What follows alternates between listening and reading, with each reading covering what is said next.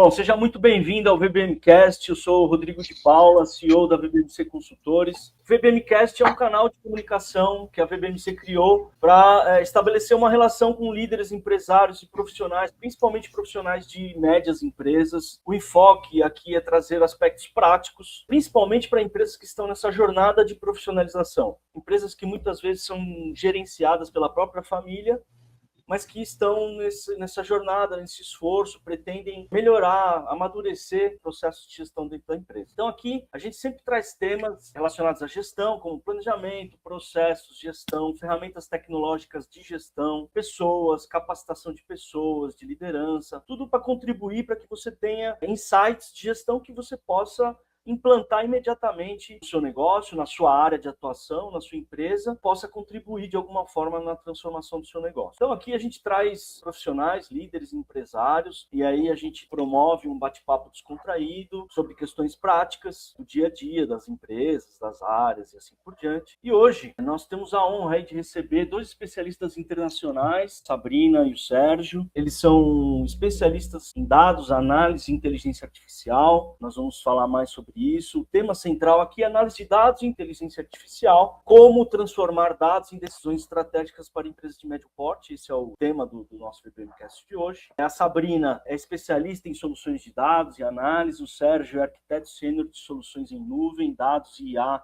da Microsoft. Ambos estão na Austrália, depois eles vão poder falar para nós a cidade que eles estão. E desde já eu agradeço aí, sejam muito bem-vindos, Sérgio, Sabrina.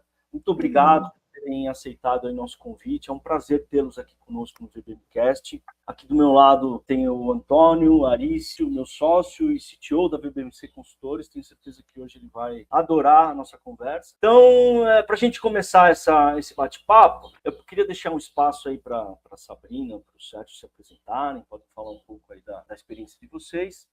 Mas vocês podem até falar um pouco juntamente com a primeira pergunta, que é, começando aí por você, Sabrina, como que foi essa jornada? O que te levou a se especializar nessa área de soluções de dados e análises? E hoje, o que exatamente você tem feito? Então, primeiramente, eu gostaria de agradecer muito a vocês pela oportunidade, pelo convite. Nós estamos muito felizes de estar aqui. Prazer imenso estar aqui com você, Rodrigo, com você, Antônio. Obrigada mesmo pela oportunidade. Então, falando um pouquinho aí da minha jornada, bom, nós estamos na Austrália, nós moramos em Perth, Western Australia. E nós estamos aqui morando em Perth já faz aí uns 13 anos. E antes disso, nós moramos quase 4 anos na Nova Zelândia. Então, já pegando um pouquinho do gancho, falando da minha carreira, de como que isso aconteceu, né? Na verdade, há uns 11 anos atrás, um pouquinho mais do que isso, eu passei por um momento assim de decisão na minha carreira, que foi o que acontece. Eu sou formada em ciências contábeis no Brasil. Mas as ciências contábeis é um curso que não é reconhecido diretamente aqui na Austrália. Então eu tive num momento da minha carreira que eu tive que decidir o que eu teria que fazer para reconhecer a minha faculdade aqui. E eu procurei saber e vi que eu teria que colocar, assim, um bom tempo aí de estudo, eu teria que voltar para a universidade, depois fazer algumas disciplinas da universidade, depois eu teria que fazer um outro curso e por mais alguns anos, depois fazer uma outra prova. Então, digamos que era, assim, muito tempo para eu estudar a mesma coisa que eu já havia estudado no Brasil. E foi quando que eu comecei a considerar, assim, seguir por uma nova área. Na verdade, eu sempre gostei muito de Excel. E no Brasil, eu trabalhei muitos anos como analista de planejamento financeiro. Então, eu já fazia análise de dados, usava muito Excel, eu sabia que eu gostava daquela de analisar os dados, de KPI e tudo mais. Então, além disso, eu tinha, né, a sorte, vamos dizer assim, foi muito bom que o Sérgio já era dessa área. Então, o Sérgio é dessa área faz muitos anos, e foi quando eu comecei a perguntar para o Sérgio como que era a área que ele trabalhava, estava falando para ele que eu estava considerando essa transição de carreira, porque eu já não estava muito empolgada em estudar as mesmas coisas que eu fazia no Brasil, já que eu teria que colocar tantos anos estudando novamente. E o Sérgio começou a me dar umas dicas, falar como que funcionava e tudo mais, E fora isso, o que teve também um peso para mim foi porque eu vi que tinham várias oportunidades na área de Data and Analytics e que tinha, vamos dizer assim, menos candidatos por vagas. Eu via que era uma área que, digamos assim, prometia algo bom. Eu já percebia isso naquela época, tantos anos atrás, né? E eu decidi focar o meu estudo nisso. Não foi fácil o começo, assim, foi um período de muito aprendizado, de ter que focar demais. Só que, assim, em menos de um ano, eu consegui um trabalho na área. Foi o meu primeiro trabalho na área de Data and Analytics. Em menos de um ano aí de ter decidido, né, e focar nesses estudos. Bom, o que eu Mas não já imagino. fora, já na Nova Zelândia. Na Já verdade, isso foi na Austrália. Na na Nova Austrália. Zelândia, eu fiquei na área contábil. Eu Ah, trabalhava, na verdade, como analista contábil na Nova ah, Zelândia. certo. Mas quando nós mudamos para a Austrália, eu pensei, para eu conseguir novas oportunidades, melhores oportunidades, acima, né, os cargos acima, eu teria que ter o aqui eles chamam de CPA, que é como se fosse o CRC do Brasil. Então, eu teria que ter isso, e levaria muitos anos. O que eu não imaginava é que, na verdade, a minha experiência na área contábil, na área que eu trabalhava em planejamento financeiro, tudo isso, me ajudou muito na área de Data and Analytics, porque eu vivi ali muitas coisas, essa questão de estar sempre conversando com as pessoas, tentando entender os números e tudo mais, fazendo essas análises profundas. Então, me ajudou muito essa experiência anterior. Trazendo um pouquinho para o que eu faço hoje. Na verdade, hoje, o que é o meu trabalho? Bom, eu tenho a minha empresa de consultoria na área de Data and Analytics, e assim, eu tentando trazer de uma forma de fácil de entender, eu trabalho, eu tento automatizar processo. E também eu faço a integração de dados. Como assim? Vamos dar um exemplo que muitas empresas, elas ainda têm, né, o Excel, elas vão lá, exportam o Excel do sistema deles, e aí coloca fórmula, roda macro, enfim, é aquele trabalho bem manual. Então, um dos exemplos de projeto que eu faço é o quê? Eu vou lá, sento com a pessoa, com o líder responsável e tento entender esse processo dele. A minha ideia é entender todo esse processo e conseguir automatizar isso para ele. Porque o foco é que o empresário, vamos dizer, essas pessoas tenham a o tempo hábil para tomar decisão e não gastar o tempo deles em ficar horas e horas fazendo relatório. Então, eu entendo o processo, entendo as metrics, o que que é importante para eles, o que que eles precisam, na ideia de automatizar isso tudo, salvando o tempo deles, e eles conseguem focar no que realmente é importante, que é a tomada de decisão. Uma outra situação, são empresas que elas querem integrar. Então, o que que eles querem? A visão 360 do business. E aí, eles têm diversos sistemas ali, 3, 4, enfim, e falam: olha, eu preciso ter a visão geral da minha empresa. Então, como que a gente pode fazer isso, tudo mais. E aí é onde eu entro também, a gente vai falar um pouquinho mais detalhado sobre esse processo, mas é sempre focando a ajudá-los a salvar tempo e ajudá-los a tomar a decisão correta, e o mais rápido possível. É mais ou menos aí a minha vida aqui. Essa transição sempre a transição de carreira sempre é um desafio, né? E ainda mais em Sim, outro país, imagino que tenha sido realmente. isso. Em outra língua, né? E você, Sérgio, como foi a sua jornada? O que que te levou a migrar, ou migrar não, né? A se especializar nessa área? E hoje o que que você tem feito? Tá, então, eu até ia comentar o que a Sabrina falou aí, né? Eu lembro quando eu estava aqui na Austrália e até antes daqui, que relatório de analytics que a gente faz para cliente e tudo mais, sempre tem relatório financeiro.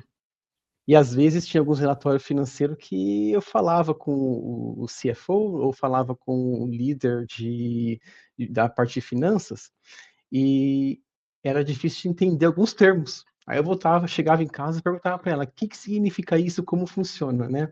E aí que ela foi vendo, olha, é interessante o que você está fazendo, né? Mas deixa eu voltar para a minha carreira. Eu comecei na área de TI, se puder falar bem, com 16 anos. Eu era desenvolvedor de software. Então, assim, com 14, 15 anos eu fiz curso de computação, e um deles foi um curso de programação que eu fiz, e consegui meu primeiro trabalho para desenvolver software. Então eu fazia software para uma software house, que eles falavam, né? Na minha cidade, Araraquara, para pequenos mercados, pequenas redes de mercados. Então era o software que o pessoal ia lá comprar, passava no caixa. Então era o sistema que eu tinha feito lá. Para escolas, para mercearias e assim por diante. É assim que eu entrei na área. Depois disso, fui para uma empresa maior, que eu trabalhei e fiz um sistema da Unimed, que a Unimed no Brasil, não sei se é isso ainda hoje, ela não é um business único, um negócio único, ela é separada. Então tinha a Unimed Sorocaba, tinha a Unimed de cada local, né? E aí, quando você faz parte da empresa e vai numa outra, tem o intercâmbio, para provar se você pode ser atendido numa outra, porque você está de viagem, de férias, ou está sendo atendido num outro local. Então, esse sistema de intercâmbio eu ajudei a fazer também. Isso aí é muito tempo atrás.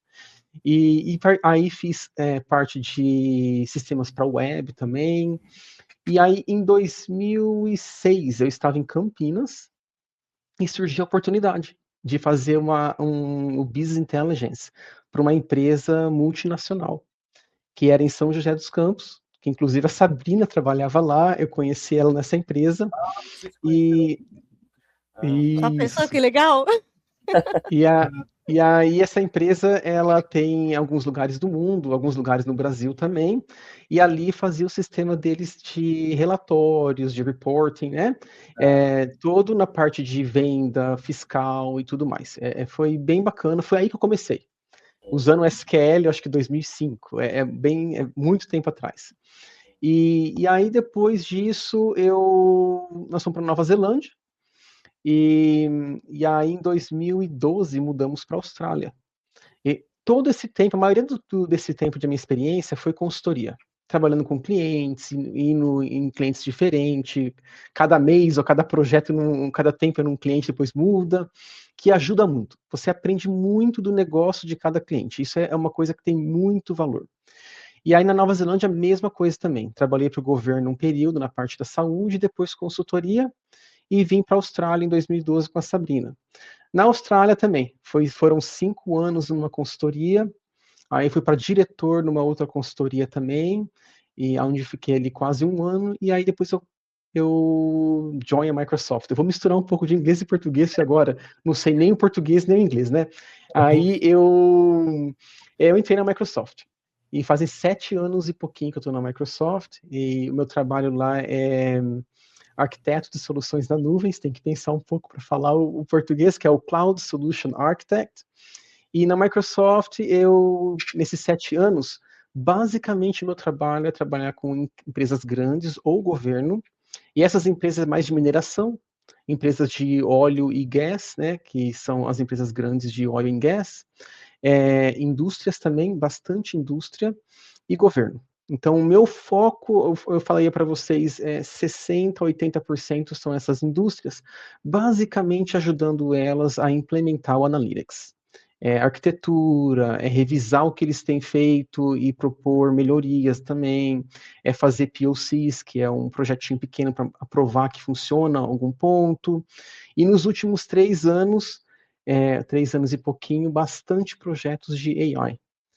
Que foi aí que começou o boom dos LLMs, do Large Language Models, e que é o IA, que é inteligência artificial, e tem bastante projeto nessa área também. Eu movi um pouco de posição agora em agosto, como Chief Cloud Solution Architect, então eu estou trabalhando mais com empresas que têm um contrato grande com a Microsoft, e mais na parte de estratégia. Olhar a direção que eles estão tomando, rodar workshops também, e ajudar eles como que eles têm que, como fala, colocar o AI no business deles também. Não só AI, mas outras plataformas também. E isso é um pouquinho de mim. Então, eu aproveitar aqui, né? Até o comentário que assim, são duas carreiras totalmente. Um já veio da área de informática, né? Vamos falar em português, né? De tecnologia. A Sabrina veio da área de finanças, né? De contabilidade, né? Eu, por exemplo, eu sou engenheiro mecânico, formado técnico mecânico, cara que mexe em máquina, tocava torno. Daí eu fui para a indústria por 16 anos liderando produção, gestão industrial, compras, supply chain, toda essa área, né? Um dia, decisão de virar consultor, né? Vamos mudar a carreira, né? Cansado da indústria, pressão, tudo demais que tinha, né? Dinheiro não é tudo na vida. E aí vamos para a consultoria.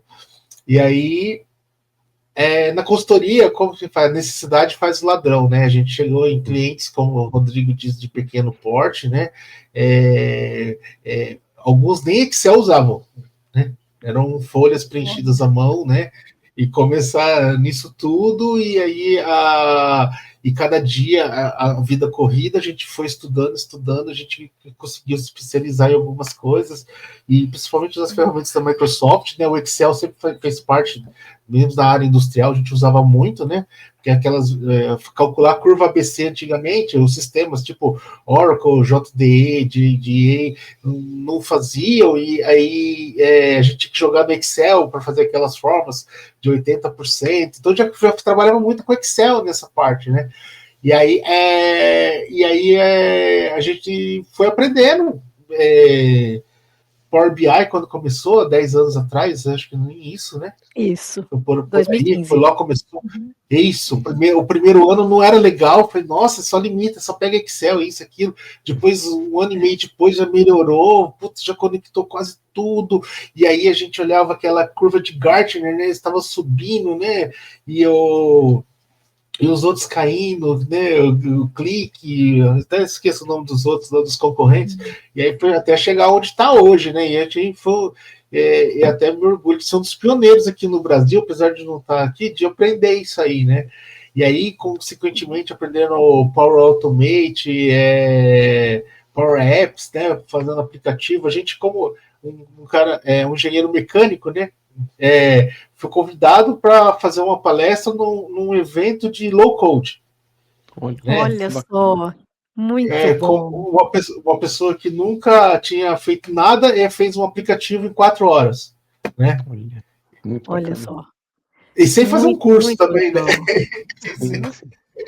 É uma área que a gente está ali estudando o tempo todo, correndo atrás, aprendendo. Todos os dias a gente aprende uma coisa nova, né? E hoje eu vou em alguns clientes, né? E a gente até tenta mudar um pouco, né? Porque eu sou um sócio de uma empresa de gestão, né? As pessoas olham para mim e perguntam coisas só de TI para mim agora, né? Fico, o meu Outlook não está funcionando no celular, não está sincronizando a agenda, não sei o quê. Você tem que usar Exchange, cara. Você vai usar o IMAP ou o POP, não funciona, cara. Muda para Microsoft, né? Essas coisas, né? Mas acaba sendo um diferencial porque a gente acaba. Nós tivemos, na verdade, que criar um braço na VBMC, e ainda bem que o Antônio está conosco, porque ele sempre se interessou muito por essa área de TI, e a gente realmente, nos últimos anos, nós tivemos que investir mais nessa área de tecnologia, porque no passado nós sempre tínhamos uma certa, vamos dizer, um certa expertise em tecnologia, até pelos consultores, pela necessidade dos consultores conhecerem bem o Excel. Isso há 20 anos atrás. E porque nós sempre trabalhamos com ferramentas para tomada de decisão, e o Excel na época era a única alternativa, tal. Mas depois, com a entrada dessas novas tecnologias, tal, e não para, né? Quer dizer, numa velocidade muito maior, né? Cada vez mais você tem novas tecnologias, nós tivemos que realmente ter um braço. Hoje a gente fala que a gente tem a VBM Tech dentro da VBMC, porque nós precisamos estar sempre antenados, mas a vantagem é que nós desenvolvemos algumas ferramentas como parte dos projetos de gestão nos clientes. Isso acaba sendo uma coisa interessante, porque a gente acaba já conhecendo bastante os processos dos clientes, e aí para desenvolver a ferramenta fica até mais fácil. Isso. É a inovação também, né? Você vai inovando a empresa e vai levando para o caminho que vai ajudar mais o cliente, né? Sim. Bem Então, bacana. o exemplo, cara, DRE, cara, que é um demonstrativo de resultado aqui no Brasil, toda empresa que a gente ia, os caras recebiam dia 20 do outro mês. Eu falei, pô, já morreu, eu não consegui nem tomar ação desse mês para reverter o inferno que foi o outro, né? Daí, agora a gente desenvolveu a tecnologia em Power BI, que, tipo, tem empresa que fecha tudo, dia 3 eu tenho o DRE pronto. Ele leva 10 minutos para fazer atualização. Nossa, meu Deus, é uma mudança fantástica, né? É. Tomador de decisão. Mas vai lá, Antônio, manda ver. Vamos lá. Então, Sérgio, vamos começar com uma pergunta para você. Hoje, aqui no Brasil, 75% das pequenas e médias empresas estão otimistas sobre o impacto da... Vamos falar igual você. AI, né? AI, você está mais acostumado. Né? Aqui a gente no Brasil fala IA, né? AI. IA, que é IA. E, inclusive, os nomes dos atendentes tudo Iara, Yasmin, tipo, você tem os nomes assim para os virtuais, né? Que a gente. Então, só que só apenas 40% considera a transformação digital prioridade para 2025, né? O que você acha? Qual que é a sua percepção sobre muita expectativa ou pouca ação sobre isso? Desmistificar isso, né? Que o AI não é só o chat GPT, né? Tem muita coisa aí. Não, isso aí, com certeza, tem muita coisa. Esse é um ponto bem bacana de se discutir, né? O que acontece? Se nós olharmos as empresas hoje, ou nós todos, né, assim, que estão usando o AI, nós estamos vendo um ganho de produtividade muito grande quando nós estamos usando algum assistente ali, um chatbot, ou o LLM, para ajudar nós a resumir um documento. Agora tem AI também para meetings, que tem no Teams, que vai resumir aquela meetings, quem são as pessoas que têm que tomar decisões daquela meeting também. Para criar novos produtos, tem o Copilot, tem os AIs que vão ajudar você a elaborar um novo produto, a resumir um documento ou criar um documento. Então, assim, quando os líderes veem isso daí e vê o ganho de produtividade, eles se animam com qualquer um. Puxa vida, demorava um tempão para fazer isso, agora eu resumo tudo isso aqui em alguns minutos, segundos, está pronto, eu reviso e já mando. Para escrever esse e-mail, põe uns pontos, já escreve o e-mail para mim e já manda o e-mail. Então, cria uma expectativa grande. Fala, isso aqui vai me ajudar muito. Mas aí o AI mesmo, ele é muito mais do que isso, como você mesmo falou. Não é só um chatbot ali, só um agente, não, mas um LLM ali que você está conversando com ele. Não. Ele é muito mais do que isso. Que aí entra a parte da digital transformation, né? Que é a parte da transformação digital da empresa. O que faz isso? Você tem que adicionar a parte de governance. Então você tem que preparar os dados que o AI vai usar, tem que integrar os dados, tem que catalogar os dados também, qual os dados que são sensitivos, qual que não são sensitivos também.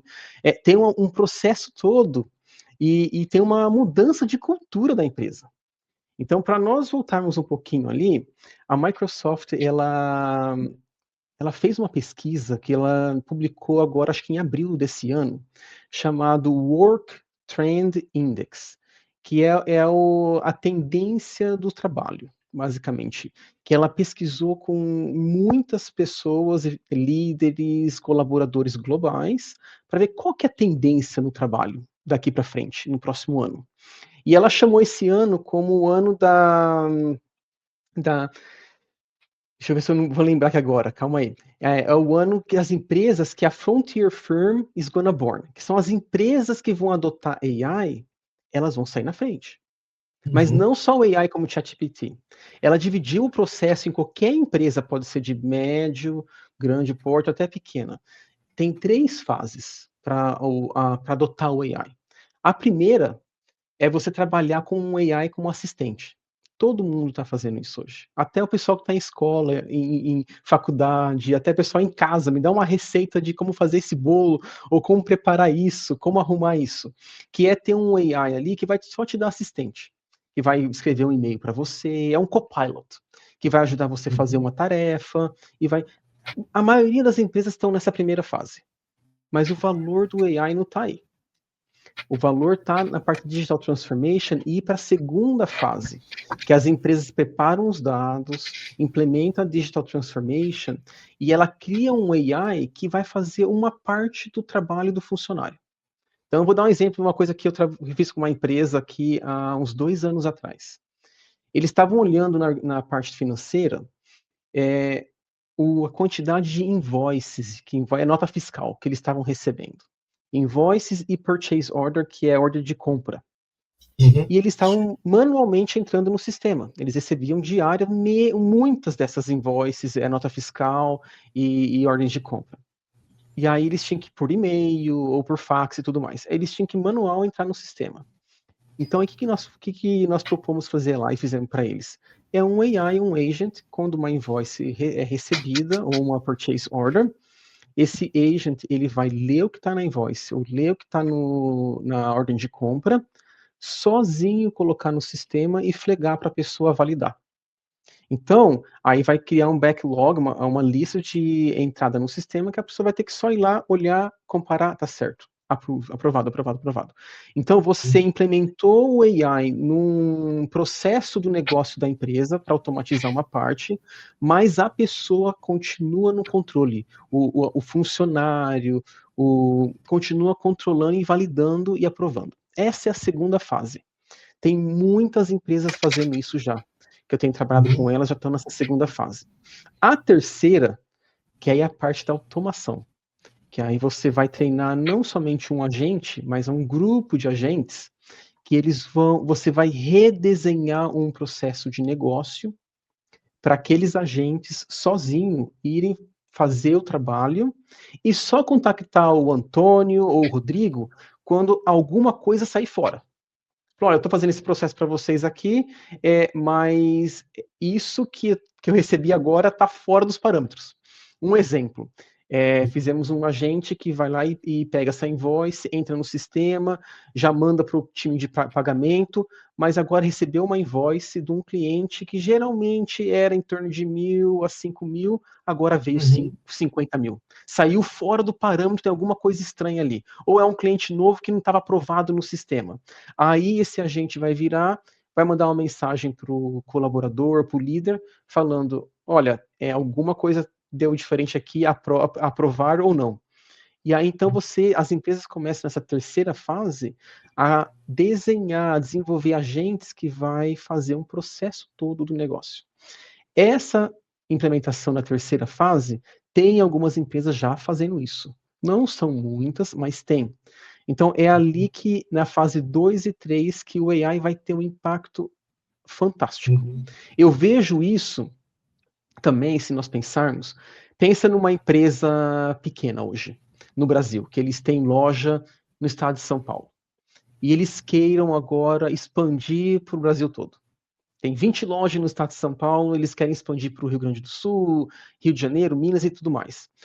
E eles vão ter que contratar um time muito maior para processar, talvez, as invoices, fazer os pedidos e tudo mais. O que você pode fazer numa dessa? Criar os AIs que eles vão poder expandir a empresa, a lojas em outros locais, mas ter esses agentes que vão ajudar a empresa a automatizar o processo. Então, assim, a parte da Digital Transformations, por que não acontece tanto? Porque ela é trabalhosa, porque tem que ter uma mudança cultural na empresa. Alguns funcionários vão sentir assim, vai vir talvez vai vir talvez tirar meu trabalho de mim. Eu não vejo tanto assim. O que vai acontecer nas empresas hoje, elas vão poder fazer muito mais com o mesmo número de funcionário. Então, vão poder expandir, vão poder... e as pessoas vão também começar a ser treinador de AIs. Então, vamos supor, um gerente de uma área financeira, ele ou ela vai validar o que o AI está fazendo, vai falar, tá certo ou não. Então, no futuro, nos próximos anos, é isso que vai acabar acontecendo. Mas a Digital Transformation não é um processo que vai ser de um dia para o outro. E nós estamos acostumados, né? Pegar um chat GPT, alguma coisa assim, e ir lá colocar alguma coisa e ter a resposta agora. Mas a Digital Transformation, esse processo que eu expliquei, ele demora, ele tem uma fase que você tem que ir por ela, preparar os dados e tudo mais, para poder implementar. Então é por isso que nós vemos tanto pessoas falando, que legal, mas na execução de mais detalhe não acontece muito. Então você até comentou, vou até contar um caso que muito similar que você comentou agora. A gente tem um cliente que é uma grande rede de lojas no Brasil, tem mais de 1.000 lojas, né? E eles têm um cadastro único de produto. E aí era um trabalho que a gente nem era para fazer isso lá. A gente estava fazendo outro trabalho lá e eu vi que tinha um departamento que recebia notas, as invoices de todas as lojas do Brasil para fazer o cadastro único. Só que ela tinha que conferir nota por nota para saber se consultar se estava cadastrado. E a pessoa sempre estava 10 dias atrasada.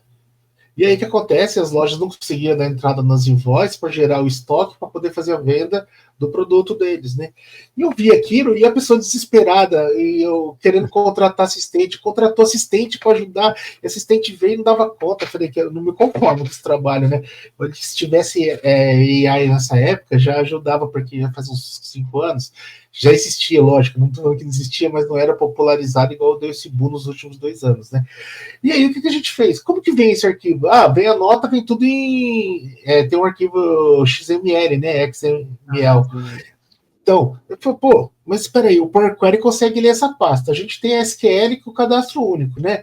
Eu falei, manda jogar todos os arquivos assim que você recebe no dia numa pasta, a gente aglomera todo essa pasta, joga no Power Query, né? Uma coisa simples, assim, pra gente que trabalha, né? Mas, assim, vai jogar todos aquele... Ele lê os dados, e ele tem um código lá comum que chama NCM aqui no Brasil, que é a numeração comum do Mercosul, e aí, independente da descrição do produto ou do código de cada empresa, aquilo vai ser igual no outro, né?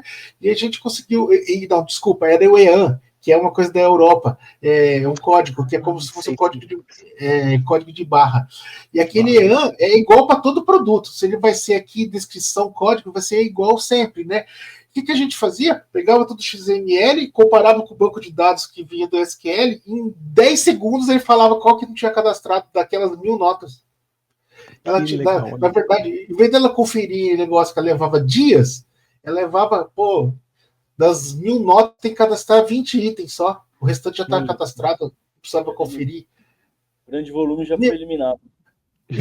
Cara, aí o que ela levava dias e não dava conta, ela fazia em 1 hora por dia o trabalho, o assistente foi fazer outra coisa, ela se desenvolveu mais fazendo coisas que agregam mais valor, vamos dizer assim, né? É isso que tem muita empresa fazendo. É isso que, assim, eu mesmo fiz um workshop com um cliente, tinha mais de 45 engenheiros, é uma indústria. E esse workshop foram de 2 dias. Então, a ideia do workshop, primeiro dia foi mais falando com eles o que é AI, quais são o que pode ser feito, o que é possível, o que não é, e tudo mais. Cobrindo um overview, mostrando demo, falando de use cases também para a indústria, para a área deles.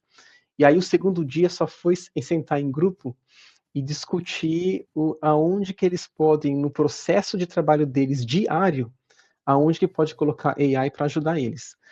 Olha, nesses 2 dias, com os 40 pessoas, nós saímos de lá com 85, 84 use cases. Assim, foi uma coisa fantástica. E isso que muitas empresas estão fazendo hoje, pequenas, médias e grandes. O exemplo que eu dei de invoices, nota fiscal e tudo mais, tem muitas soluções hoje de ERP que já têm implementado isso. Porque isso aí foi 2, 3 anos atrás. As empresas que são donas de ERP Now estão vendo. Se eles não entrarem no AI e adicionarem no sistema deles também, eles vão ficar para fora. Então, tem algumas empresas que já estão fazendo isso, dando isso já para os clientes. Mas é uma área muito interessante. Sim. Agora eu vou fazer uma pergunta para a Sabrina. Sabrina, uma empresa de médio porte que está começando a jornada de Data Analytics, igual vocês falam, né? Data Analytics. Qual que é o primeiro passo que você recomenda? O que você recomenda para essa empresa que está começando? Não tem nada, só tem o controle do Excel e comprou um sisteminha lá de mercado. Então, eu acho que, primeiro de tudo, o mais importante seria delas terem clareza de como que o Data and Analytics vai ajudá-las. Tipo, qual é a vantagem para o negócio? Não é, assim, tecnologia por tecnologia. É, assim, sobre resolver o problema real. Não adianta só termos muitas empresas se preocupam de cara com a tecnologia. Na verdade, não é bem assim. Então, o que eu recomendo, vamos falar assim, pegar primeiro, que nem o Sérgio falou de use cases, é exatamente isso. Vamos pegar um use case que tenha um impacto direto no negócio, que tenha que é o ROI, né, o Return of Investment, ali, porque se tiver um retorno de investimento, tem que ser algo que impacta de cara o negócio. Então, vamos falar assim, eu acho que o primeiro passo seria eles terem um use case, fazer esse workshop que o Sérgio comentou, ele nossa, assim, vale ouro, porque é onde você vai descobrir aonde que realmente tem um impacto, porque se você vai na empresa e eles falam, eu quero Data and Analytics, eu quero AI, mas não tem ali uma ideia, mas vai trazer retorno? Isso vai ajudar uma pessoa, duas? Como que vai ser isso? Então, eu acho que o primeiro passo é escolher um use case que tenha o maior impacto e que faça sentido ali para o negócio logo no início. O segundo passo, que eu também vejo muito importante, é envolver a pessoa. Vamos falar de Data and Analytics, que vai usar o relatório, envolver essa pessoa desde o começo dessa jornada. Porque muitas vezes, se não envolve essa pessoa ali do começo, para você já vai tendo feedback dela, já vai envolvendo ela ali, porque afinal de contas você vai entregar uma solução. Muitas das vezes você não vai estar ali mais na empresa, mas ela vai estar sabendo tudo o que aconteceu, ela vai estar, assim, dando a opinião dela na parte dessa construção toda, e, na verdade, isso, se a gente parar para pensar, vai ajudar muito na adoption da solução, porque vai ter alguém dali de dentro que vai estar ajudando, que vai comprar a ideia. Puxa, isso faz sentido, e eu estou a par de tudo que está acontecendo.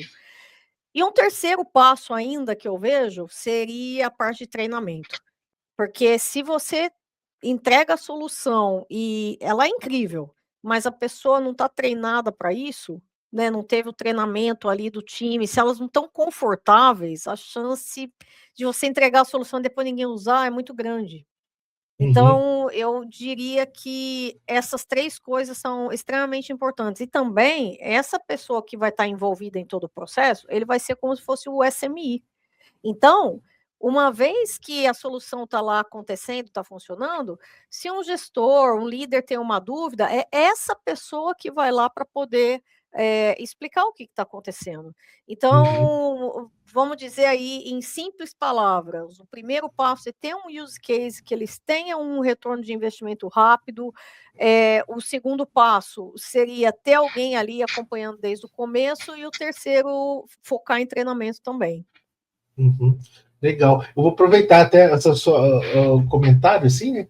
O treinamento, coisa muito importante. Por exemplo, eu tento usar uma ferramenta que eu acho magnífica, que é o Drill Through do Power BI, né? Você consegue filtrar, mano, não entra na cabeça de ninguém isso aqui no Brasil.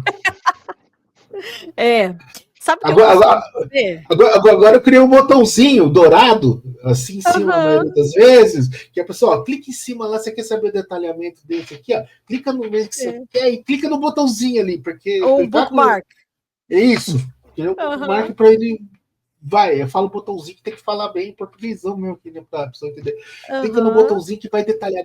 Nossa, detalha tudo, passa, né? Isso aí mesmo. Isso. Bonito, né? Até porque, né, geralmente, a visão, o overview, né, do dashboard, geralmente você faz para os executivos, mas, vamos dizer que se o executivo ele viu algum problema e pede para alguém investigar, né, você vai para essa página detalhada que é o drill through, né? E o que eu costumo fazer também é, no final de cada projeto, eu faço um treinamento com os meus clientes, com todos que vão usar o relatório. Então, por exemplo, na semana passada eu fiz um treinamento com 8 pessoas que eles são os executivos e quem vai estar usando direto, e eu monto um manualzinho para eles, literalmente. Então, eu pego a screenshot, eu vou colocando, assim, cada detalhe, você clica aqui, clica ali, e nesse treinamento que eu dou para eles, eu peço para todos eles levar o laptop. Porque eu acredito que na hora que você está mexendo ali, é que vão vir as dúvidas. Então eu não Tem vou que ser um fazendo gamba só, mesmo, né? não tem jeito, né? Tem Não, que com certeza. usando, né? É, E até aproveitando uma outra coisa que você comentou no começo da sua. Que você estava se apresentando ainda, que você automatiza processos que as pessoas exportam em Excel e tal. Aqui no Brasil, nós temos um grande problema. Quando você contrata um grande software SAP, né, Oracle, aqui tem o Proteus, né, que é da. Citar o nome da empresa, mas é super. Da TOTUS, que é muito grande aqui no Brasil, você consegue conectar os dados e puxar. Quando você contrata os gigantes de varejão aqui, que é Bling, Omie, outros softwares que são assim de grande escala, você tem o API para você puxar os dados, né? Só que é o seguinte, tem muita gente, muitos pequenos e médios, que compram softwares específicos para o mercado dele. Entendeu? E a gente tem uma dificuldade de extrair dados desses caras, porque é o seguinte, eles querem tornar o cliente dele um refém desse software, para você depender tudo dele. Eu consigo fazer, vou jogar um ODBC para você na nuvem e tal, não sei o quê, mas eu vou cobrar não sei quantos mil, daí o cara já é pequeno, vai ter que pagar não sei quantos mil para poder ter acesso a isso, e fica essa dificuldade. E a gente tem que continuar exportando, às vezes, alguns relatórios, até em PDF, transformar ele dentro do Power Query em dados, para poder fazer isso, porque a gente fica refém disso. E aí, tentar automatizar por fora, com Python, com N8N, né? Eu não sei se vocês usam muito isso aí também, para poder fazer isso para a gente, né? Em lugares que nem conseguimos ainda fazer isso, porque o volume tem que ficar exportando CSV, Excel, PDF, 3, 4, 5 tipos de arquivos diferentes para poder fazer um dashboard, né? Então, aí também tem esse problema aqui no... Então, assim, eu já me deparei com situação um pouco parecida, de realmente eu falar, olha, eu estou precisando, vamos supor, eu fechei o projeto, estou precisando pegar, né, as informações, e aí eu entro em contato diretamente com a empresa para pegar, né, a API, ver todo como que eu posso, né, pegar os dados. E daí ele começar a entrar em contato com o meu cliente, não, mas por quê? Eu posso te ajudar aqui, eu posso te oferecer isso, nós já temos isso aqui, e começa a puxar para outro lado, né? Então, assim, só muda o país, então. Digamos que sim, porque nesse caso específico, até faz pouco tempo que eu tive essa experiência. O bom foi que o meu cliente falou para mim o seguinte: falou, não, a Sabrina está aqui para me ajudar, porque nós não estamos fazendo só com o seu sistema. Eu estou querendo a visão 360, então ela vai integrar para mim vários sistemas. Eu preciso dessa informação, né? Então, realmente acontece aqui também. Então só muda o país mesmo, o problema é o mesmo, né? A gente acha que está em país com IDH melhor, não tem esse problema, não tem também, né? Não tem jeito. Ô Sérgio, vamos lá. Você comentou aí que você já trabalhou com mineração, varejo, finanças, isso, aquilo, tal, né? Um monte de tipo de empresa diferente, né? Que você tira de lição de ter trabalhado dessa diversidade de empresas? Qual que é o fio condutor que une essas experiências? O que você consegue deixar para a gente aí desse seu legado? Olha, aí? Eu sempre gostei de trabalhar com empresas diferentes. Então, quando eu ficava num setor único, que nem um bom tempo aqui, eu fiquei só em mineração. Eu virei para a gerência e falei, não, quero aprender uma outra área também. Coloca eu na indústria, coloca eu em algum outro lugar, né? Mas o que eu aprendi muito é comunicação. Eu acho assim, a comunicação com o cliente, de saber ouvir, pesquisar sobre aquela área, sobre aquele cliente, é fundamental. A Sabrina comentou um pouco disso, né? Que dos use cases, entender, não ir para tecnologia, ela é fundamental. Então, o que ligou para mim todas as empresas aí? É saber ouvir, entender os use cases deles e de ver como eu vou ajudar eles, né, no que eles estão precisando. Vou dar um exemplo. Várias empresas grandes que eu tenho trabalhado, eles têm sistemas já. Eles já têm a parte de analytics, de relatório e tudo mais. Mas muitos deles, é bem complexo o sistema, porque são empresas que elas compraram outras empresas, então eles não têm só 2, 3 sistemas, eles têm muitos sistemas que tem que ser integrado.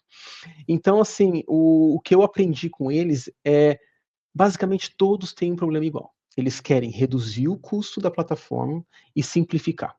Isso aí, qualquer empresa grande que você for, que passou por alguma transformação ou comprou outras empresas, eles estão sempre olhando como que eu posso reduzir, como eu posso simplificar a minha plataforma, como que eu posso usar a Microsoft para me ajudar a fazer isso.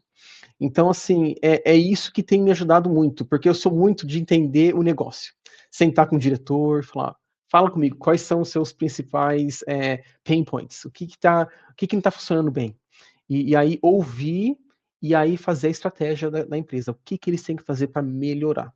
Então é isso que tem me ligado muito, porque muitas vezes, Antônio, a pessoa vai para o cliente, já vai técnico. Não, tem um dashboard que eu faço, tem uma integração que eu faço aqui, vai resolver. E já perdeu o cliente na primeira fala. Na primeiro ponto, integração, mas usando o Power BI, o que o executivo tá ali, já perdeu. Então, assim, o que eu aprendi muito nesses anos de experiência é saber entender com quem eu estou falando. Quem é a minha audiência, né? Então, se eu tenho uma reunião com um CFO, um CIO, é um jeito. Se eu tenho com um líder técnico de arquitetos, é outro jeito. Com o time que está desenvolvendo, é outro também. E aí sempre trazer use cases para os clientes.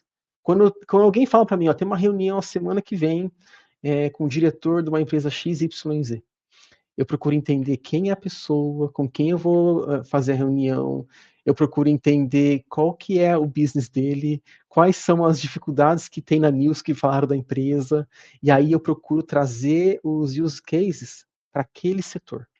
Quando vou preparado, quando eu vou falar com a pessoa, dependendo do que ele falar e comentar, eu falo de use cases, não de tecnologia.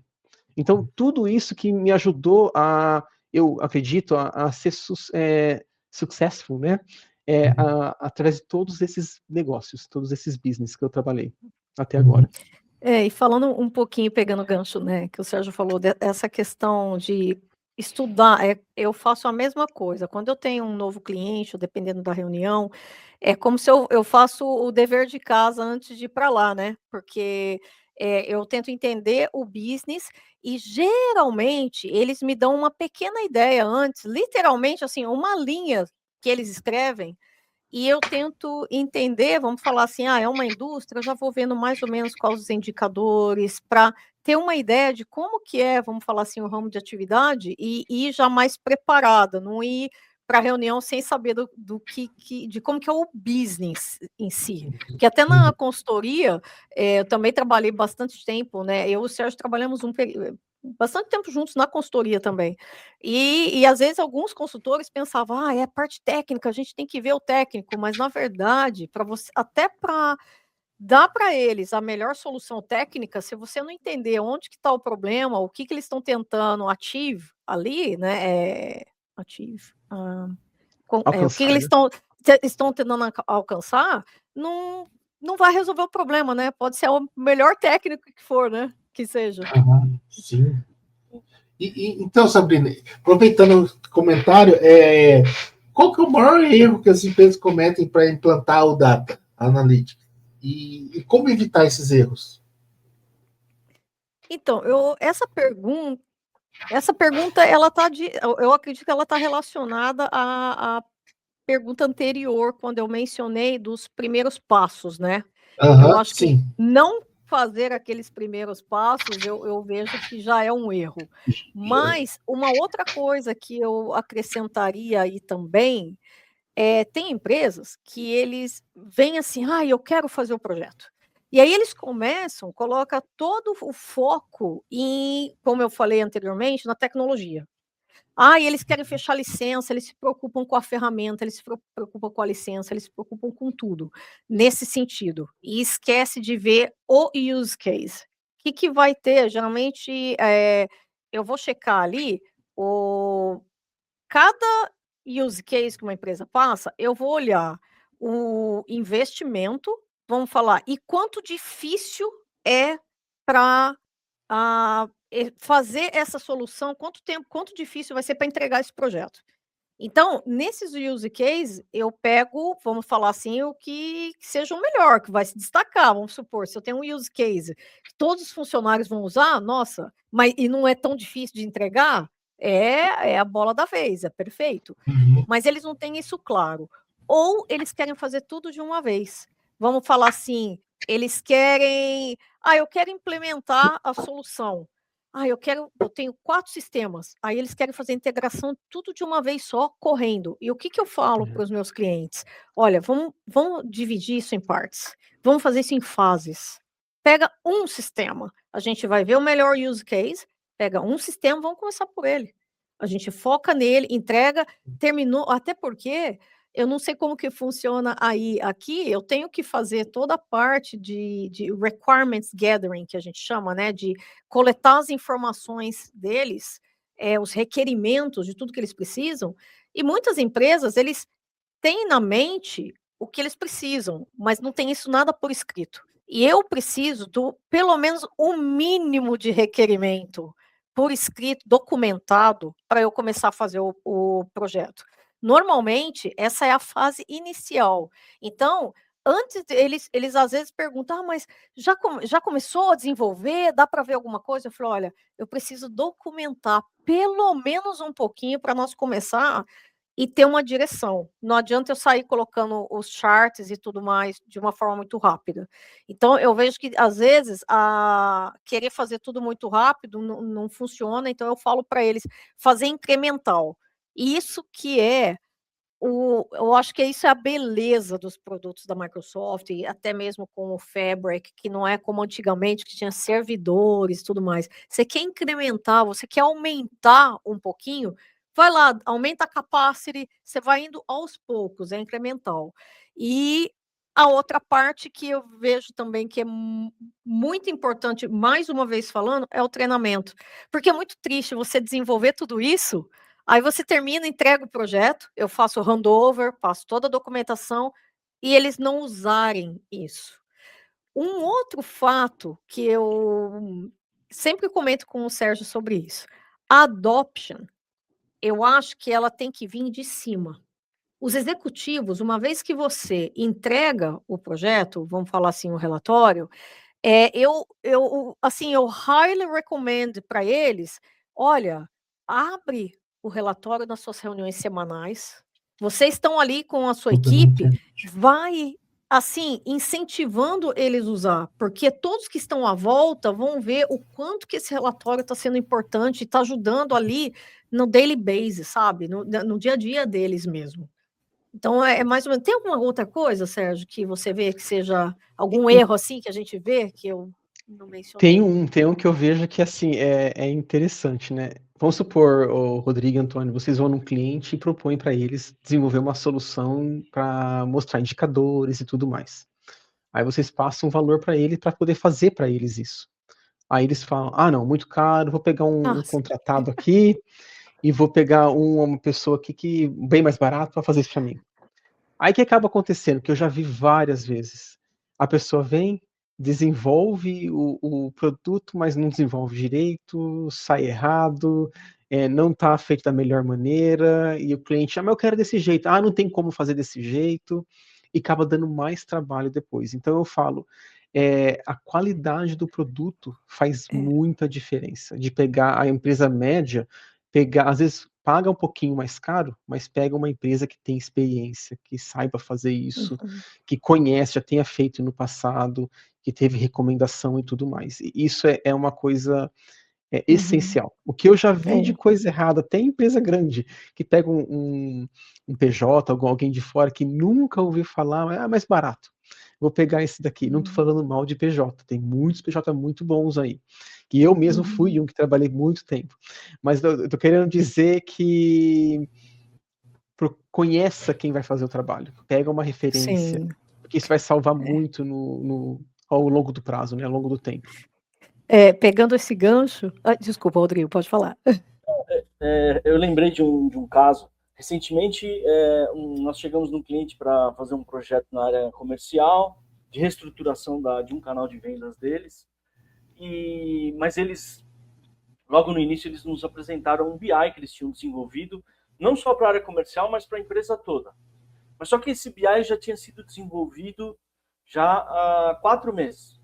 Mas aí eles mostravam pra gente aquela coisa linda, tal, não sei o que lá, só que depois, quando eles criaram um pouco mais de intimidade, eles falaram, só que assim, a gente não usa esse negócio, a gente nunca usou, não bate os números, ninguém sabe, ninguém foi treinar, tudo isso que você falou do passo 1, 2, 3 não foi feito, foi desenvolvido ali, os números não batem, ninguém utiliza, e aí, resultado, eles perderam o investimento, e agora a gente está desenvolvendo o BI para eles de uma forma estruturada, e hoje eles estão utilizando assim no dia a dia deles, realmente.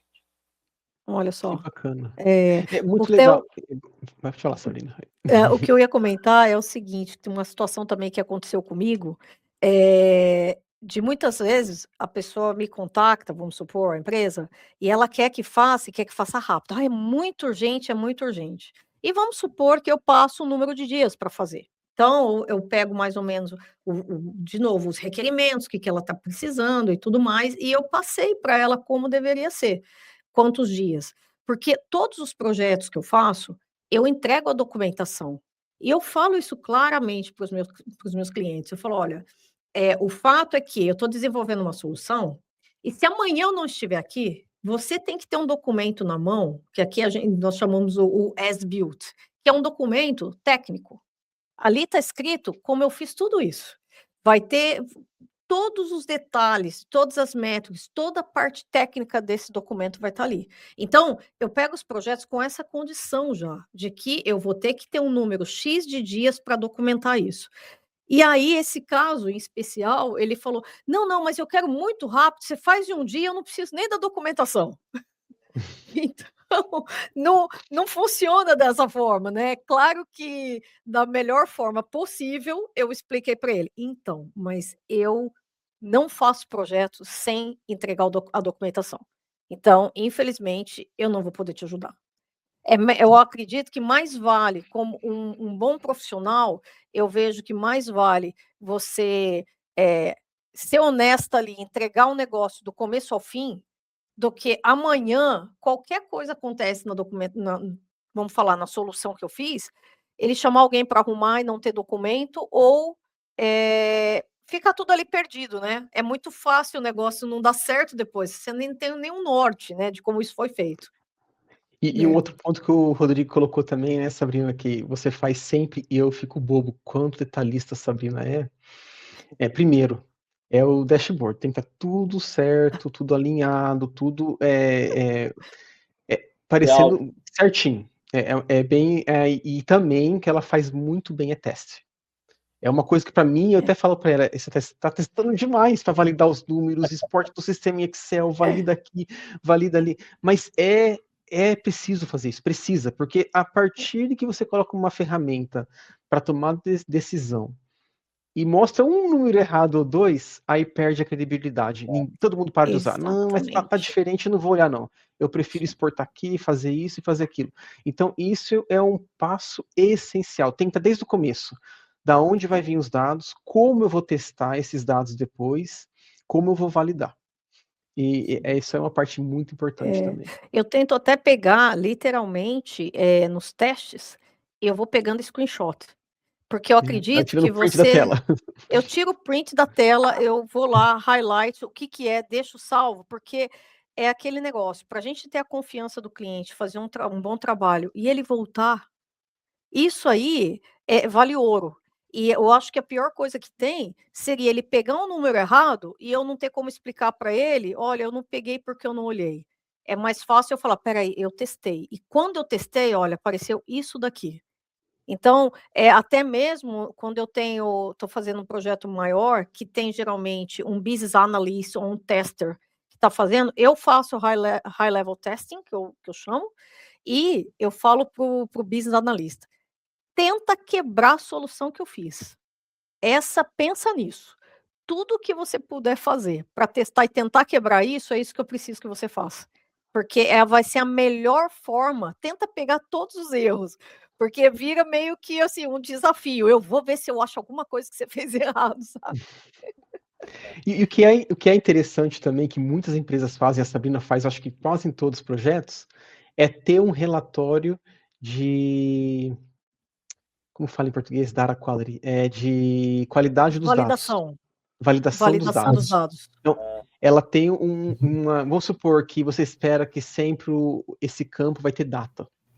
E por alguma razão o sistema que roda no behind the scenes aceita texto, ou aceita branco. E tem que ter uma data, é obrigatório ter uma data. Então você cria um outro relatório para a gerência checar erros de dados que pode afetar os relatórios também, né? Porque pode ser comum isso. Foi uma resposta longa essa, hein? Não, foi ótimo. Aliás, todas as respostas têm sido ótimas. Vamos lá, Antônio. Vamos lá. Sérgio, e a generativa, cara? Você comentou agora há pouco que as soluções as oportunidades que a gente tem, né? De otimizar aqui e ali, aqueles 3 passos, né? Comentou que a gente pode usar, né? Mas qual o risco que a gente pode considerar nesse contexto de usá-la? Olha, tem bastante risco. Então vamos começar aí. Tem muito modelos aí, ou eu falar assim, AI disponível, que a Microsoft internamente ela bloqueia no nosso sistema de entrar no site, porque não é confiável. Então, assim, não vou dar nome, mas tem vários websites que tem um AI que eles falam, eles bloqueiam. Não é para usar. E até websites que eles confiam, eu nunca recomendaria alguém de colocar algo de empresa e tudo mais. Então, o que as empresas têm feito? Elas têm implementado o Copilot Studio para alguns funcionários dentro da empresa.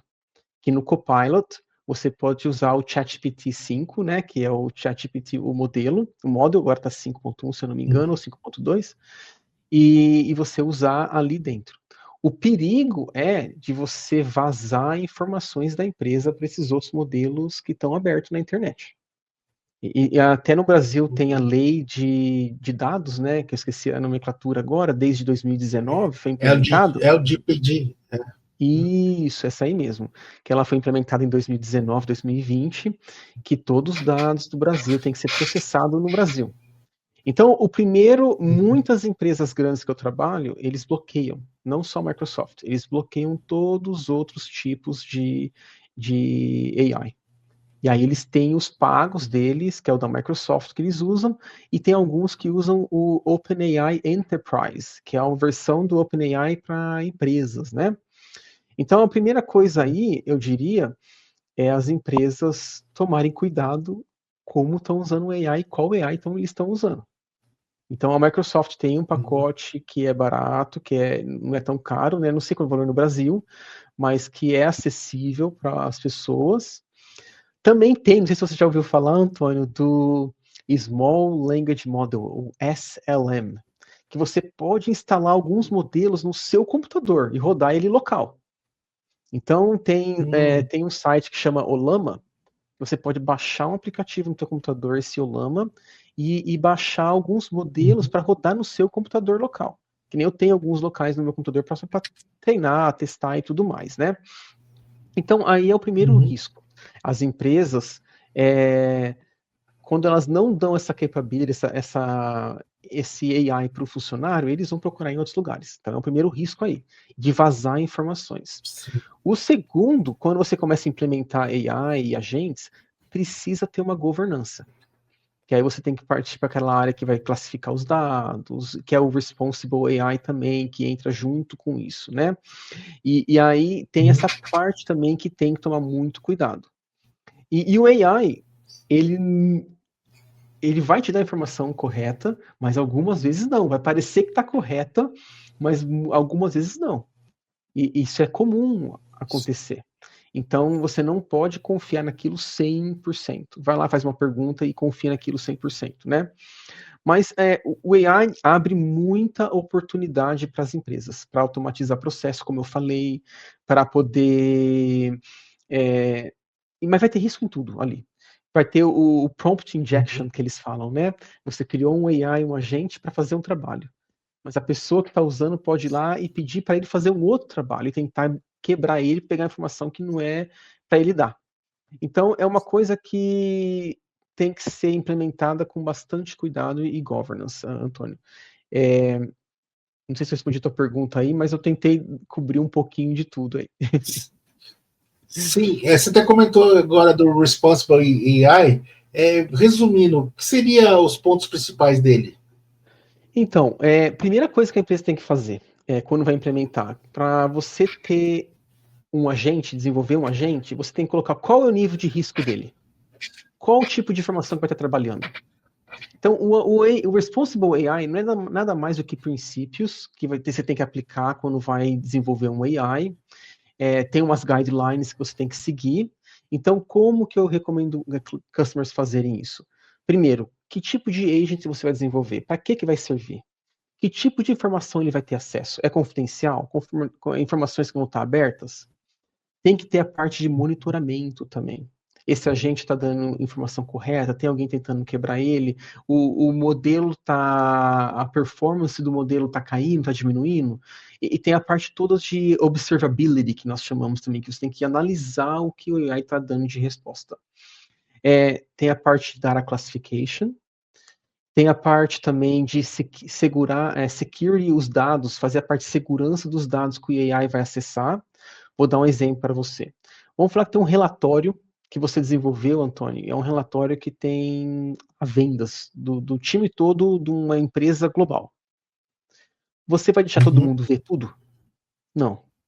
Provavelmente você vai implementar a segurança pela posição da pessoa. Vamos falar, o Rodrigo, ele é gerente da América Latina. Então, ele vê as vendas da América Latina. A Sabrina é gerente da Austrália. Ela vai ver as vendas, as métricas da Austrália. Então, no relatório, você implementa o que é o Row Level Security, né? Num AI, um agente de AI, ele também tem que, dependendo de para que ele for servir, ele também tem que ter a segurança para que dados ele vai acessar. O que é muito comum as empresas estão fazendo é desenvolvendo AIs para lojas quando alguém quer fazer devolver um produto ou trocar um produto. Então, para diminuir a fila de espera, você pode entrar ali e falar com o AI, eu comprei tal dia, o AI tem que checar quem você é para checar no sistema. Então, aí já tem dados sensíveis, que é o que se alguém quebrar o AI, pode pegar o endereço do Antônio ou do Rodrigo de alguém. Então, isso aí é uma classificação alta de risco do AI. Então, o teu Responsible AI tem que ser implementado com mais segurança. E tem a parte de discriminação também, que é uma outra área muito grande, que é a área de você fazer seleção de currículos usando AI, que é uma outra área que tem que tomar muito cuidado como vai ser desenvolvido isso. E tem empresas fazendo isso hoje. Mas voltando na devolução do produto, o correto seria o usuário autenticar no sistema, o sistema passar para o AI Agent quem que está registrado, quem logou no sistema, é o Rodrigo, é o Antônio, então só pode ver as informações dele, não dos outros. Isso é bem testado, isso tem uma parte de monitoramento, e também o que é importante nessa Responsible AI, o agent tem que ter um product owner, tem que ter um dono daquele agent, que vai ter a responsabilidade sobre ele, uma parte do business e assim por diante. Então é uma parte bem complexa, eu diria.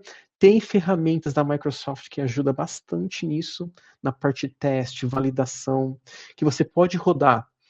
Cada vez que o AI está respondendo alguma coisa para alguém, um agente, pode ter um outro modelo validando a resposta.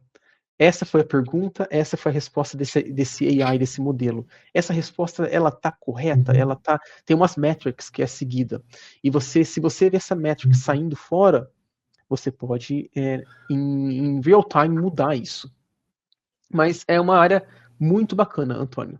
E exige toda aquela parte da digital transformation para ser implementada. Tem que ter um mindset nisso, né? Não tem jeito, tem que E assim, mudar o isso conceito da daí, gente. e é o que eu vejo muito. Quem que vai se destacar nessa área agora em diante? São as empresas que conseguem trazer esses conceitos, essa execução de AI, de Data Analytics, com a execução geral disso, com a parte de governance também. Que ela vai numa empresa de médio porte e fala o seguinte: nós temos a capacidade de executar, desenvolver esse AI, e também temos a parte de governança para vocês. E essas são as empresas que vão se destacar mais, e estão se destacando hoje, né? E no próximo ano. Sim, e não tem nada enlatado, não é simples. A gente está implantando num cliente nosso um SDR de IA para atender via WhatsApp, que aqui no Brasil é muito comum, todo mundo usa isso. Não tem. Aqui essa é a ferramenta do brasileiro hoje. E aí a gente está conversando com ele e a gente foi na implantação, apareceu milhões de coisas diferentes, né? Tem que direcionar para o vendedor correto da região, tal. Então tem que treinar a máquina, entender o produto. As pessoas fazem perguntas que são capciosas às vezes, pede foto, coisa que a gente não estava pensando, pô, o cara quer foto do produto, agora baixamos um catálogo, link de site, né? Então a gente está implantando isso, está sendo um grande aprendizado para a gente, essa implantação desse SDR e AI aí, mas é difícil. Não é fácil, não. Tem que ter muita paciência. Ele responde errado, depois tem que treinar ele para responder certo. E aí a gente tem que. Agora você falou bem, tem que limitar, pegar informações básicas da pessoa, tentar evitar o máximo de pegar informações que são sensíveis. São críticos, sensíveis, isso, assim, tem que passar. Vamos supor que eu estou no WhatsApp falando. Eu posso tentar mandar uma mensagem para o AI falando assim: olha, eu falo o nome inteiro do Antônio. Eu sou Antônio, esse é meu sobrenome. Eu preciso que você me passe informação sobre minhas últimas compras. Dependendo de como você fez, o AI pode retornar para a pessoa que não é o Antônio, tá aqui as compras que eu fiz, tá aqui o endereço. Então, é uma coisa que tem que ser muito bem testada, e tem ferramentas da Microsoft que ficam olhando isso. Tá tendo esse tipo de caso? Tá tendo isso acontecendo? Estão tentando fazer isso? Então, toda essa parte de implementação do Responsible AI tem que fazer parte do... E eu acho assim, se você está colocando uma coisa externa no WhatsApp ou num website, é mais sério ainda. Teve uma empresa, não vou lembrar o caso agora, uma airline, que eles colocaram num chatbot com AI para responder algumas perguntas. E alguém foi ali e fez uma pergunta que não era nada sobre o tópico sobre airline, e o AI deu para ele uma resposta lá que podia até machucar a pessoa. Era uma coisa que não era boa. Então tem tudo isso que tem que fazer parte do Responsible AI, da governance e tudo mais. Porque, querendo ou não, quem vai ser responsável é a empresa, né? Então é uma coisa muito importante. E sempre vai ter a criatividade sendo utilizada, de repente, para uma coisa ruim, né? As pessoas, coisas que a gente nunca imaginou que uma pessoa possa perguntar para usar de má fé, a pessoa vai fazer, e aí você nem pensou naquilo. Por isso que é bom essa ferramenta, por exemplo, você falou da Microsoft, de monitorar, porque aí você vai tendo coisas que nunca ninguém pensou, né, sendo feitas. Sim, com certeza. E assim, o AI, se você olhar bem, eu vou dar um outro exemplo para vocês, trabalha com uma empresa de construção também, né? Eles pegam construção de prédios, de indústrias, pontes e tudo mais. E um trabalho que nós fizemos com eles era, não sei, no Brasil tem bastante, como fala, tender, tem bastante... licitação, acho. Licitação. Licitação. As empresas recebem a licitação, e aí eles têm que ir lá. Então, aí o diretor veio para nós, isso aí faz uns 2 anos também, falou, as licitações aqui na Austrália, pelo menos, são 100, 200 páginas, é uma coisa muito complexa. E aí eles se reuniam uma vez por semana, a cada 15 dias, para discutir sobre todas as licitações. E acho que eram umas 10 pessoas que se reuniam na empresa, é uma empresa global. E aí eles perdiam horas analisando os documentos. Por mais que não lia tudo, ia para as páginas rápido, olhava algumas coisas, eles perdiam. O que nós fizemos? Assim que a licitação chega por e-mail ou é colocada no site que eles têm acesso, um link lá, e o usuário, o AI pegava a informação todas, fazia análise da empresa que estava mandando a licitação, fazia um resumo de 2 ou 3 páginas somente. Então, o que demorava horas e dias para todo mundo analisar, numa reunião ele estava com um summary ali, um resumo da licitação para tomar a decisão. Então, o AI tem muita coisa. Nesse caso, o AI está rodando isolado ali. Não tem uma chatbot interface. É importante implementar o Responsible AI, mesmo assim? Porém, é um caso que tenha menos usuários usando ali. É uma coisa que não tem tanta interação. Mas o AI tem ajudado muito. Agora eu vou perguntar para os dois. Como vocês viram o cenário de analytics e AI na Austrália? Oportunidade para profissional, empresas australianas? Como vocês veem o mercado hoje aí? Inclusive para a gente, o brasileiro que quer ir, aí está faltando, profissional, essas coisas, né? Vou te Sabrina aí primeiro. Bom, eu acho assim, essa área de Data and Analytics, eu vou falar mais, né, e AI também, eu vejo assim, está crescendo muito, e o que eu acho muito legal é que as empresas, eu vejo que as empresas de médio porte e de pequeno porte também, elas também estão com a mente bem aberta da adoption, de ter mesmo isso, e eu acredito que, vamos falar aí do Power BI no geral o Microsoft. Eu acho que as ferramentas elas são muito acessíveis hoje em dia. Não é que nem antigamente que eram super caras. Então, aqui eu acho muito interessante como que as empresas de médio porte estão buscando isso. E o que eu gosto muito também, fico muito feliz, é que aqui na Austrália, vamos falar assim, olha, governo, eu não sei como funciona aí no Brasil, mas eu faço também bastante projetos para o governo. Então, os projetos, tudo usando tecnologia, coisa nova. O Fabric saiu, eles já estão usando, eles estão sempre assim, à frente, como falou, Inovando, né? oi? Inovando, Na né? vanguarda. Isso, eles estão sempre inovando, eles estão sempre à frente disso, eles estão sempre conversando com a Microsoft, assim, o governo, né, esses órgãos do governo têm, assim, agreement com a Microsoft e eles investem mesmo em tecnologia. Então, eu acho isso ótimo, né? Ainda mais que eu gosto muito de trabalhar com empresas de pequeno e médio porte, e eu vejo assim um futuro muito bom nessa área, porque eles realmente se interessam, eles estão dispostos a tentar investir, já que está mais acessível agora. Eu vou pela mesma linha da Sabrina que eu tenho visto aqui também. É uma ferramenta agora com o Fabric que não tem aquela desculpa de um tempo atrás de qualquer empresa. É muito caro. Porque tem empresas, pode ser pequenas, até chequei o valor no Brasil, quanto seria, que pode rodar o Fabric 1-2 horas por dia para transformar os dados, integrar os dados de sistemas e desligar o Fabric. E você pode automatizar isso. Então, o que acontece ali? A empresa que antes, há muito tempo atrás, quando eu comecei, tinha que comprar um servidor, ou tinha que investir em disponibilidade de servidor, para instalar sistema, para instalar um banco de dados e fazer um monte de coisa, isso tudo foi embora. Porque agora com o Fabric e Cloud, em 1 minuto está pronto, e o Fabric você pode desligar ele. Então, vamos supor que tem um projeto no cliente, ele tem 2, 3 sistemas, e você precisa trazer esses dados para um lugar central, para transformar ele, e fazer mais algumas coisas, você pode ligar o Fabric o mais barato por 1-2 horas e automatizar esse processo, que no final do mês, para o cliente, o Fabric rodando todo dia por 1-2 horas vai custar de R$200 a R$300, que é um valor muito baixo de investimento.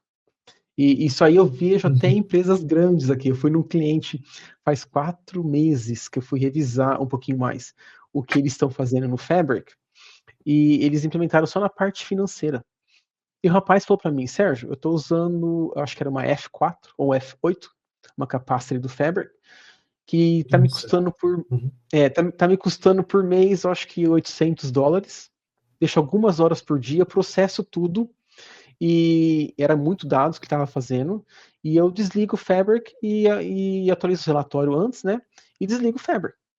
Então, assim, o que isso trouxe para pequenas empresas e médias? A mesma tecnologia que estava disponível para empresas grandes, agora também está disponível para empresas médias também utilizarem. Então, isso facilita muito. E é a mesma coisa que eu tenho visto com AI também. E vamos supor, uma empresa não quer pagar um OpenAI, tem os Small Language Model, que eles podem colocar local também e usar eles para algum trabalho local ali. Então, a tecnologia tem evoluído tanto que não interessa agora qual empresa. Então, é isso que eu tenho visto aqui na Austrália. Empresas que antes estavam, é muito caro, ou isso vai ter muito trabalho, tem sumido. Até a parte de desenvolver a solução agora. Tem agentes que ajudam no desenvolvimento, a validar e tudo mais, que ajuda a diminuir o tempo que demorava antes para fazer. Eu não sei como que é no Brasil, como que vocês têm visto aí? Então, por exemplo, vou dar um exemplo aqui em custo. Hoje, o 365 Business, para pequena empresa aqui no Brasil, com SharePoint, com 1 tera de OneDrive, que é um grande volume de dados, né? 1 tera é tera. E Teams integrado, as ferramentas online do Office, né? O Excel, o PowerPoint, o Word, ele sai o mesmo preço que se eu contratar e com o Exchange, né, que é um dos melhores, que eu gosto muito, né, para servidor de e-mail, é o mesmo preço do que manter um servidor de e-mail hoje no outro concorrente, num concorrente que só é e-mail. Entendeu? Sai por volta de R$30 por usuário hoje. Que bacana. Nossa, que olha bom. Só. Uhum. Então, muito se você manter no servidor hoje só de provedor de e-mail, vou gastar um pouquinho menos, vamos dizer assim. Mas assim, o recurso não dá nem para comparar o que se utiliza, né? Então eu uma acho empresa assim, que tem 10 funcionários, R$300 vai sair com tudo isso. A evolução que teve de 10 anos atrás é fantástica, né? Desculpa, Rodrigo. Eu ia complementar a questão tem o acessível em termos financeiros, né? Ficou muito mais barato também.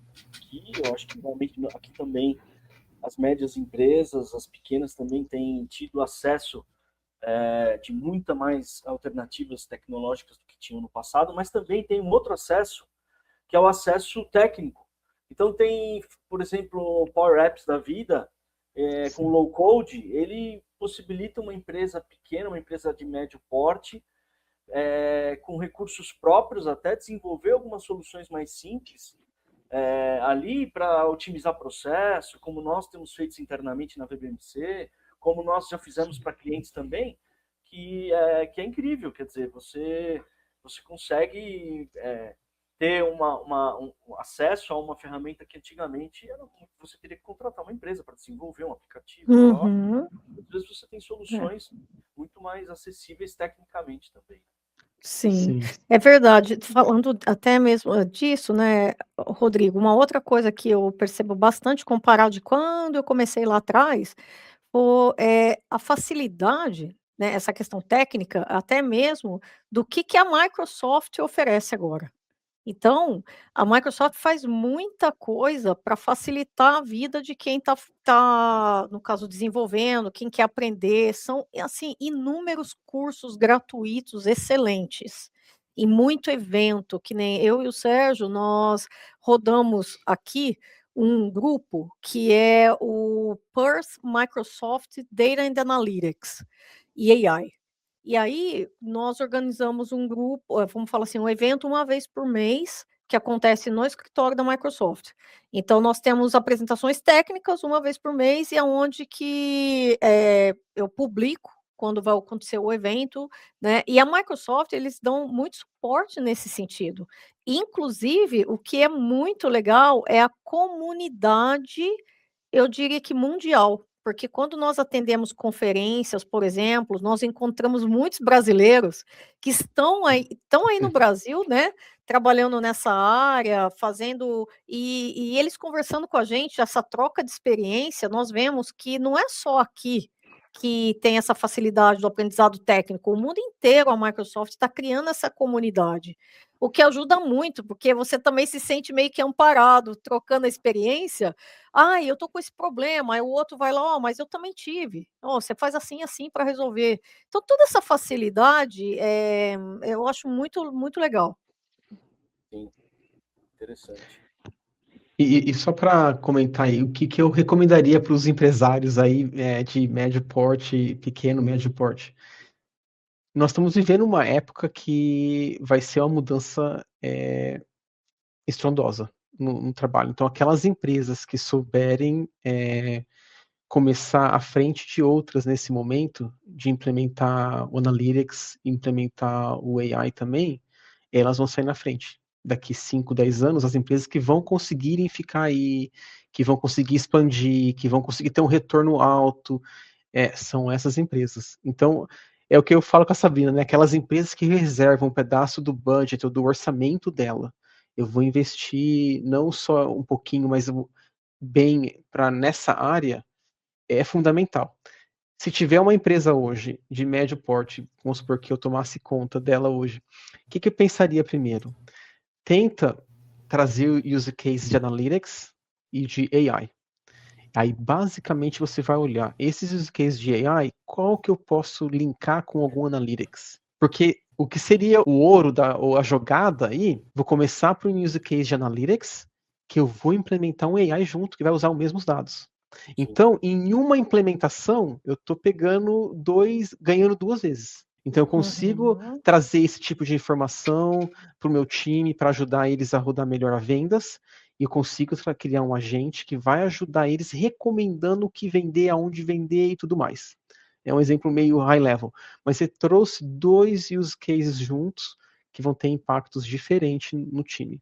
Então, é isso que eu olharia numa organização, aonde começar, o que fazer, e não ter receio de investir agora. Acho que uma outra coisa também que eu recomendaria seria assim: começa agora, mesmo que seja assim em pequena escala, porque se você pensar bem, a empresa que vai começar agora, ela investe, que nem o Sérgio falou, um pouquinho do budget aí, e ela vai ter tempo, até mesmo, não só para treinar o time dela, ver a parte de governança, e também investir nos dados, porque o AI, para ele funcionar bem, ele tem que ter dados corretos. Então, se os dados estão bem estruturados e eles começam em pequena escala, mas começa agora, eu acredito que eles vão colher muito aí num futuro muito próximo, vamos dizer assim. A velocidade está cada vez maior, né? Tá. Às vezes, e é um aprendizado constante. A partir do momento que você começa a investir um pouco, você está aprendendo ali, né? Então, quanto antes você começar a aprender, mais rapidamente você vai conseguir usufruir de coisas mais sofisticadas no futuro, porque senão você não começa. Tem que começar agora, realmente, é verdade. Sim. Que nem aqui tem faculdades automatizando a aula do professor. Aula, sim, o material da aula. Então, assim, é uma coisa fantástica que o AI ajuda a preparar aquele material, a direcionar e tudo mais. Tem muito use cases que, quando você começa a olhar, fala, olha, faz sentido mesmo. Bom, vamos caminhando aí para o encerramento. Sabrina, Sérgio, em nome da VBMC, gostaria de agradecer muito a participação de vocês. Foi uma aula inspiradora, bem prática aí, que as pessoas que tiverem a oportunidade de acompanhar vão ter vários insights e várias recomendações e orientações que são bem práticas, né, que vão poder implantar aí no dia a dia das empresas de médio porte, pequeno porte. Bom, as pessoas que eventualmente quiserem fazer mais perguntas ou se aprofundarem em alguma questão com vocês, encontram vocês lá no LinkedIn, né? Então, é Sabrina da Mota Zenatti. Sabrina da Mota Zenatti. Sérgio Zenatti, com 2 T's, filho. Então, se vocês tiverem curiosidade, procurem os dois lá no LinkedIn. reforçando que o nosso enfoque aqui no VBMcast é sempre promover esse bate-papo para que a gente possa trazer alguns insights realmente de questões relevantes que possam ser aplicados aí no dia a dia das empresas. Queria deixar para a gente finalizar uma recomendação também. Nós temos uma plataforma da VBMC que a gente está estruturando, mas já tem bastante conteúdo interessante. É uma plataforma chamada VBM College, que é uma plataforma não só... Começou como uma plataforma de treinamento para empresários, líderes, sobre gestão, mas ela já está tomando um formato muito mais amplo. Hoje a gente já disponibiliza algumas ferramentas de IA, inclusive lá, para o próprio empresário fazer alguns check-ups rápidos em algumas áreas que ele recebe ali, respondendo alguns formulários, ele recebe ali um formulário desenvolvido por IA, muito interessante. A gente já tem uma ferramenta disponível lá e estamos desenvolvendo várias outras. Tem um grupo ali, uma comunidade que está sendo formada para trocar algumas experiências, fazer networking. Tem e-books técnicos, se você quiser baixar esses e-books, para você desenvolver algum treinamento para sua equipe ou para sua liderança. Enfim, tem uma série de questões lá, vbmcollege.com.br, e é esse recado que eu gostaria de deixar. Mais uma vez, muito obrigado, Sabrina, Sérgio, e até o próximo VBMcast. Então, obrigado vocês também, um grande abraço, viu? Obrigada, viu? Obrigado vocês, Sabrina, Sérgio. Obrigado. Obrigado.